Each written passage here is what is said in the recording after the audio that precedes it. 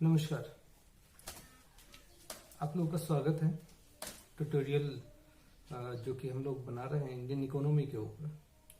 Indian economy का जो हिस्सा है बेसिकली दो तरह से काम में आया जा सकता है, ले सकते हैं आप लोग। एक तो जनरल स्टडीज में जो इकोनॉमिक का पोर्शन है उसके लिए, दूसरा जो लोग इंडियन इकोनॉमी जिनका इकोनॉमी एज ऑप्शनल जो लोग लेते हैं उनके लिए भी ये चीज काफी यूजफुल हो सकती है। मैं जैसे कि हमेशा अपनी वीडियोस में बताता हूँ, मेरा मेन मोटिव आप लोगों को पढ़ाना नहीं है। वैसे भी इन शॉर्ट वीडियोस में आपको पढ़ाना उतना संभव नहीं है। मेरा यह मोटिव या मेरा उद्देश्य जो भी आप कहें ये है कि आप लोग सब्जेक्ट की अंदर की जो एक डीप थीम है उसे समझें, या किसी भी चीज को पढ़ने के तरीके को समझें। अगर आप मुझसे वो चीज सीख लेते हैं तो आपको किसी भी सब्जेक्ट को पढ़ने में ज्यादा परेशानी नहीं होगी। इंडियन इकोनॉमी की जब तक मैं जहां तक बात करता हूं तो इंडियन इकोनॉमी में आप जब तक इंडियन इकोनॉमी की थीम को नहीं समझेंगे, उसके बैकग्राउंड को नहीं समझेंगे, इंडियन इकोनॉमी को समझना थोड़ा मुश्किल होगा। तो बैकग्राउंड को समझना जरूरी है। अभी बैकग्राउंड माने क्या? बैकग्राउंड का मतलब है कि इंडियन इकोनॉमी को अगर हम एक पूरा एक टाइम बाउंड हिसाब से अगर डिवाइड कर दें, ब्रिटिश पीरियड में फ्रीडम, जब हमारा इंडियन फ्रीडम हुआ, फ्रीडम के ठीक बाद की इंडियन इकोनॉमी और फ्रीडम से ठीक पहले की इंडियन इकोनॉमी, हमें दो हिस्सों में बांट दो। सबसे पहला तो फिर फ्रीडम से बाद में जो इकोनॉमी ग्रो हुई है वो कैसे डेवलप हुई धीरे धीरे, सोशलिस्ट इकोनॉमी का क्या इम्पैक्ट है, या उसके बाद में अगर रिफॉर्म की बात करते हैं तो कितने रिफॉर्म है, ग्रीन रिवोल्यूशन कैसे आई, फिर आप उसकी बात करेंगे, इकोनॉमिक रिफॉर्म्स की बात करेंगे, लिबरलाइजेशन की बात करेंगे, प्राइवेटाइजेशन की बात, ग्लोबलाइजेशन की बात करेंगे, फिर ग्लोबल इकोनॉमी में किस तरह से इंडिया ने अपने आप को एक मुकाम पर पहुंचाया है या एक लेवल पर लेके गए हैं, उसकी बात करेंगे। लेकिन ये सारी चीजें समझने से पहले हमें जानना पड़ेगा कि हम आज जो हैं, हम आज कैसे पहुंचे हैं, आज के लेवल पर कैसे पहुंचे हैं। तो हमें जानना पड़ेगा ब्रिटिश पीरियड में, फ्रीडम से पहले के टाइम पर कैसे हमारी इंडियन इकोनॉमी ग्रो हुई है। ग्रो कैसे माने बैंकिंग रिफॉर्म कैसे हुए, एक्सपोर्ट इंपोर्ट कैसा था, बिजनेस कैसा था। अगर ब्रिटिश पीरियड की बात करें तो उसमें भी लैंड रिफॉर्म्स कैसे थे, लैंड कैसे थे, किस तरह से लैंड नॉर्म्स थे, लगान कैसे होता था, ये सारी चीजें, तब सोसाइटी कैसी थी, प्रोडक्शन का लेवल कैसा था, ये सारी चीजें हमें जाननी पड़ेंगी।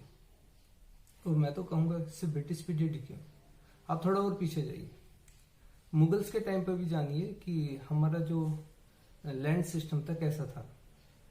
तब के जो किंग थे या जो भी सम्राट हुआ करते थे, बादशाह हुआ करते थे, किस तरह से जो है अपनी जनता से पैसा वसूलते थे, कैसे उनकी इकोनॉमी चलती थी, वो सारी इकोनॉमी को आपको जानना चाहिए।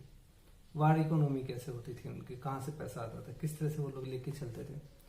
क्योंकि हर चीज जो भी आप सोसाइटी के अंदर देख रहे हैं it's a part of economy. बिना उस चीज को समझे आप इकोनॉमी को समझ नहीं पाएंगे। तो आपको जानना होगा सबसे पहली चीज, आज अगर अपने स्कूलिंग का ध्यान रखें, सबसे इंडिया एक एग्रीकल्चर इकोनॉमी है। एग्रीकल्चर इकोनॉमी जब हम कहते हैं तो इसका मतलब क्या है? इंडस्ट्रियल इकोनॉमी क्यों नहीं है, सर्विस सेक्टर इकोनॉमी क्यों नहीं है, तो कैसे जो है ये एग्रीकल्चर इकोनॉमी है। तो ये सारी चीजें आप धीरे धीरे एक के बाद एक समझने की कोशिश करेंगे। और मैं आपको जो भी हमारी वीडियोस होंगी उसमें मैं बताऊंगा कैसे इकोनॉमी जो है एंशियंट टाइम से या किस तरह से हमारे इम्पैक्ट पड़े हुए हैं, हम कैसे एक जैसी ही इकोनॉमी क्यों चली आ रही है। क्यों जब पूरी दुनिया में रिसेशन होता है, इंडिया के अंदर रिसेशन का उतना इम्पैक्ट नहीं होता, उसका क्या कारण है? हमारे जो फेस्टिवल्स होते हैं वो इकोनॉमी में कैसे इम्पैक्ट डालते हैं।